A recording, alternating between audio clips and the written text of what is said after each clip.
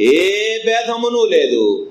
అందరూ పాపము చేసి దేవుడు అనుగ్రహించు మహిమను పొందలేకపోతున్నారు.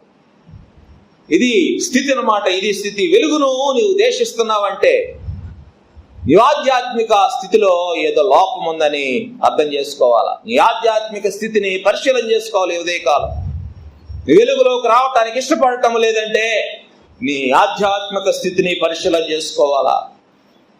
అంతేకాదు నువ్వు దేవుని సన్నిధిని తరచుగా ఎగ్గొడుతున్నావంటే, దేవుని సన్నిధికి రాకుండా నువ్వు మిస్ అవుతున్నావంటే నీ ఆధ్యాత్మిక స్థితిలో ఏదో లోపం ఉంది. దేవునికి దూరముగా బ్రతకటానికి నువ్వు ఇష్టపడుతున్నావంటే నీ ఆధ్యాత్మిక స్థితిలో ఏదో లోపం ఉంది. ప్రభువునందు విశ్వాసం ఉంచి రక్షించబడి బాప్తిస్మం తీసుకొని బల్లకు దూరముగా ఉంటున్నావంటే నీ ఆధ్యాత్మిక స్థితిలో ఏదో లోపం ఉంది. You have to make it right.